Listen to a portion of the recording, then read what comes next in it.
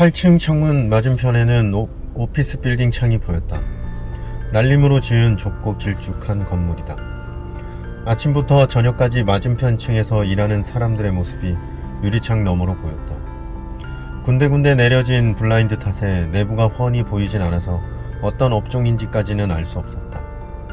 넥타이를 맨 남자들이 들락날락하고 여자들은 컴퓨터 자판을 두드리거나 전화를 받거나 서류를 정리했다. 지켜본다고 딱히 흥미가 있는 광경은 아니었다. 일하는 사람들의 얼굴도 옷차림도 하나같이 범용했다. 디노가 그 광경을 오랜 시간 질리는 줄도 모르고 바라본 유일한 이유는 그것 말고는 딱히 할 일이 없었기 때문이다. 그러면서 디노가 가장 의외라고 생각한 것, 혹은 놀란 것은 그들이 때때로 즐거운 표정을 짓는다는 사실이었다. 개 중에는 크게 입을 벌리고 웃는 사람도 있었다. 어째서일까? 저렇게 보잘것없는 사무실에서 하루 종일 일하고 따분하게 이를 데 없는 직업.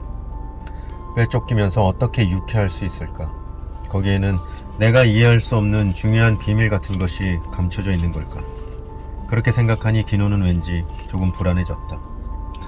이제 슬슬 다음 장소로 옮겨야 한다. 되도록 자주 이동해야 한다. 가미타가 그렇게 말했었다. 하지만 기노는 이 구마모토의 비좁은 비즈니스 호텔에서 왠지 털고 일어날 수가 없었다. 이제부터 가고 싶은 것도 보고 싶은 풍경도 전혀 생각나지 않았다. 세계는 표지판 없는 광대한 바다이고 디노는 항해도를 잃고 닻을 잃은 작은 배였다. 앞으로 어디로 가야 할지 큐슈 지도를 펼쳐놓고 찾고 있으려니 뱃멀미처럼 가벼운 구토감이 덮쳤다. 디노는 침대에 드러누워 책을 읽고 간간히 고개를 들어 맞은편 오피스 빌딩에서 일하는 사람들의 모습을 관찰했다. 시간이 흐를수록 자신의 몸이 점점 무게를 잃고 피부가 투명해져 가는 것처럼 느껴졌다. 그 전날은 월요일이라 기노는 호텔 매점에서 구마모토 성 그림 엽서를 구입해 볼펜으로 이모 이름과 이지의 주소를 적었다. 우표를 붙이고는 엽서를 손에 들고 오랫동안 무심히 구마모토 성의 사진을 바라보았다. 그야말로 그림 엽서에 사용할 법한 틀에 박힌 풍경 사진이다. 파란 하늘과 흰 구름을 배경으로 당당하게 우뚝 솟은 천수각. 다른 이름은 은행성, 일본 3대 성 중 하나로 꼽힌다는 설명이 적혀있다. 아무리 들여다봐도 그 성과 기노 사이에 접점이라고 할 만한 것은 눈에 띄지 않았다. 그는 충동적으로 엽서를 뒤집어 흰 여백에 이모에게 보내는 글을 썼다. 잘 지내시는지요? 허리 아픈 건 좀 어떠세요? 저는 아직 이렇게 혼자서 여기저기 여행 중입니다. 이따금 저 자신이 반쯤 투명해지는 듯한 기분이 듭니다. 막 잡은 오징어처럼 내장까지 훤히 들여다 볼 것 같아요. 하지만 그런 것 말고는 그럭저럭 건강합니다. 나중에 이제에도 가고 싶네요. 기노. 왜 그런 글을 써버렸는지 기노는 그때의 제 마음의 움직임을 제대로 더듬을 수 없다. 그것은 가미타가 엄금했던 일이었다. 받는 사람 이름과 주소 말고 어떤 것도 엽서에 써서는 안 된다. 중요한 사항이니 절대로 잊지 마라. 가미타는 그렇게 말했다. 하지만 기노는 이미 자신을 억제할 수 없었다. 어딘가에서 현실과 이어져야 한다. 그러지 않으면 나는 더 이상 내가 아니게 된다. 나는 어디에도 없는 사람이 되고 만다. 기노의 손은 거의 자동적으로 움직여 엽서의 좁은 여백을 작고 각진 글씨로 채워나갔다. 그리고 마음이 바뀌기 전에 호텔 근처 우편함에 서둘러 엽서를 집어넣었다. 눈을 떴을 때 베갯머리의 디지털 시계는 2시 15분을 표시하고 있었다. 누군가가 방문을 노크하고 있다. 강한 노크는 아니지만 그 소리는 솜씨 좋은 목수가 못을 박듯 간결하고 단단하게 응축되어 있다. 그리고 노크하는 누군가는 그 소리가 기노의 귀에 분명하게 가닿고 있음을 잘 알고 있다. 그 소리가 기노를 한밤중의 깊은 잠에서 자비로운 잠깐의 휴식에서 억지로 끌어내 그의 의식을 가혹할 만큼 구석구석 맑게 깨우고 있다는 것을. 문을 두드리는 게 누구인지 기노는 안다. 그 노크는 그가 침대에서 내려와 안쪽에서 문을 열기를 요구하고 있다. 강하게, 집요하게. 그 누군가는 밖에서 문을 열 만한 힘이 없다. 문은 안쪽에서 기노 자신의 손으로 열어야만 한다. 기노는 그 방문이 자신이 무엇보다 원해왔던 것이며 동시에 무엇보다 두려워했던 것임을 새삼 깨달았다. 그렇다. 양의적이라는 건 결국 양극단 중간에 공동을 떠안는 일인 것이다. 상처받았지 조금은? 아내는 그에게 물었다. 나도 인간이니까 상처받을 일에는 상처받아. 기노는 대답했다. 하지만 그건 사실이 아니다. 적어도 반은 거짓말이다. 나는 상처받아야 할 때 충분히 상처받지 않았다. 라고 기노는 인정했다. 진짜 아픔을 느껴야 할 때 나는 결정적인 감각을 억눌러 버렸다. 통절함을 받아들이고 싶지 않아서 진실과 정면으로 맞서기를 회피하고 그 결과 이렇게 알맹이 없이 텅 빈 마음을 떠안게 되었다. 뱀들은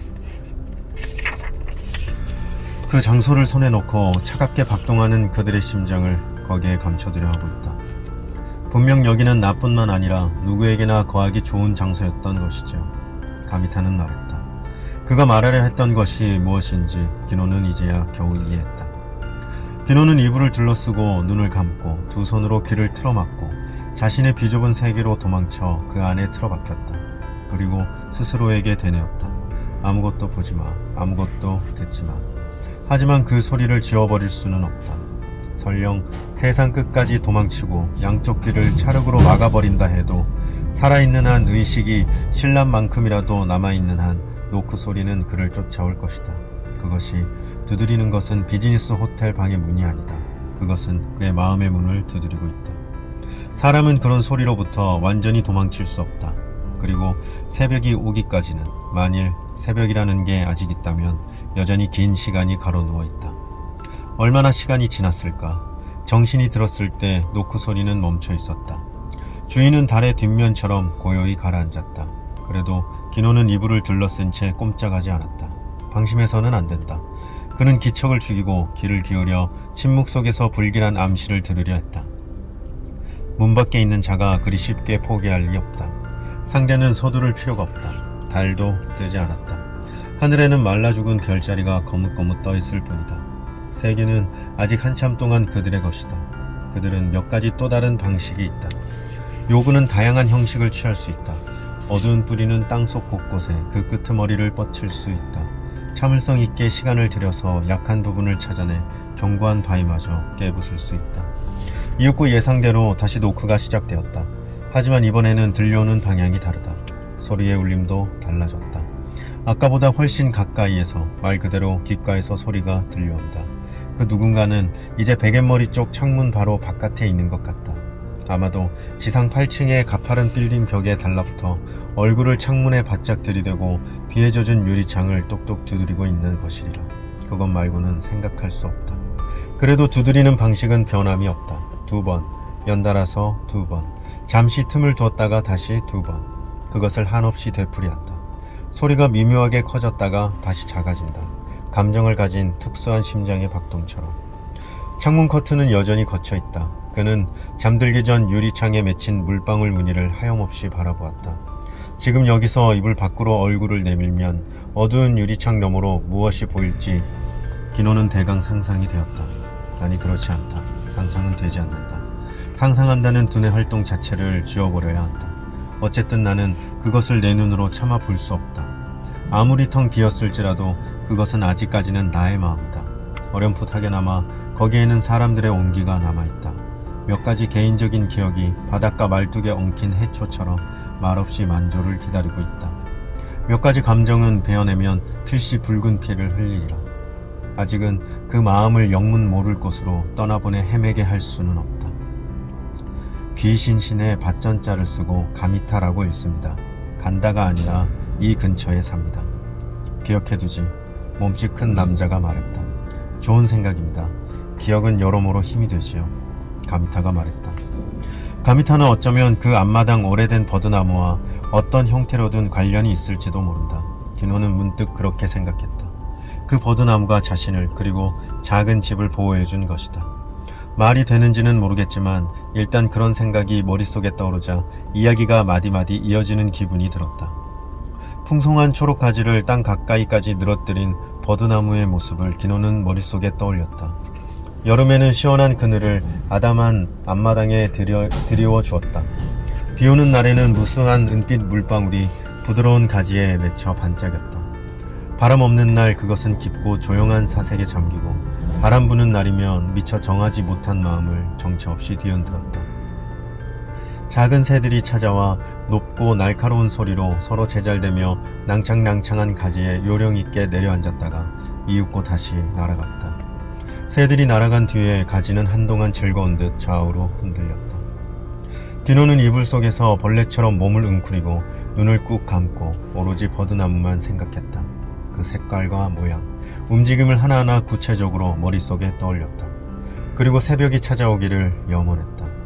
주위가 점차 환해지고 까마귀며 작은 새들이 눈을 떠 하루의 활동을 시작하기를 이렇게 견디며 기다리는 수밖에 없다. 온 세상의 새들을 믿는 수밖에 없다. 날개가 있고 부리가 달린 모든 새들을. 그때까지 한시도 마음을 비워서는 안 된다. 공백이, 그곳에 생겨나는 진공이 그것들을 끌어들이는 것이다.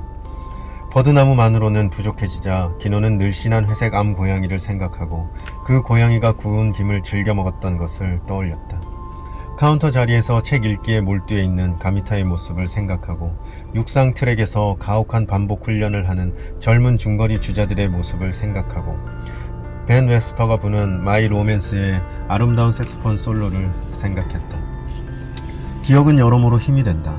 그리고 머리를 짧게 자르고 파란색 새 원피스를 입은 옛 아내의 모습을 떠올렸다. 뭐가 어찌됐건 그녀가 새로운 자리에서 행복하고 건강하게 생활하기를 디노는 기원했다. 다치거나 하지 않고 잘 지내주면 좋겠다. 그녀는 얼굴을 마주보며 사과했고 나는 그걸 받아들인 것이다. 나는 있는 것뿐 아니라 용서하는 것도 배워야 한다. 하지만 시간은 그 움직임을 좀 채 공평하게 결정하지 못하는 모양이었다. 피비린내 나는 욕망의 무게가 회한의 녹슨 탓이 본래의 합당한 시간 흐름을 가로막고 있었다. 그곳에서 시간은 일직선으로 날아가는 화살이 아니었다.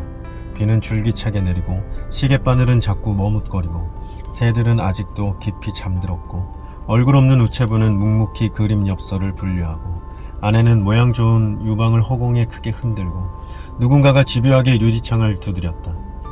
그를 깊은 암시의 미궁으로 깨어들이려는 듯 한없이 규칙적으로 똑똑똑똑 그리고 다시 똑똑. 눈을 돌리지 말고 나를 똑바로 봐. 누군가가 귓가에서 그렇게 속닥였다. 이것이 내 마음의 모습이니까. 초여름 바람을 받아 버드나무 가지가 부드럽게 흔들렸다. 디노의 내면 깊은 곳에 있는 작고 어두운 방 한 칸에서 누군가의 따스한 손이 그의 손을 향해 다가와 포개지려 했다. 디노는 눈을 꼭 감은 채 그 살갗의 온기를 생각하고 부드럽고 도도록한 살집을 생각했다. 그것은 그가 오랫동안 잊고 있던 것이었다. 꽤 오랫동안 그에게서 멀어져 있던 것이었다. 그래, 나는 상처받았다. 그것도 몹시 깊이. 디노는 스스로에게 그렇게 말했다. 그리고 눈물을 흘렸다. 그 어둡고 조용한 방 안에서. 그동안에도 비는 끊임없이 싸늘하게 세상을 적셨다.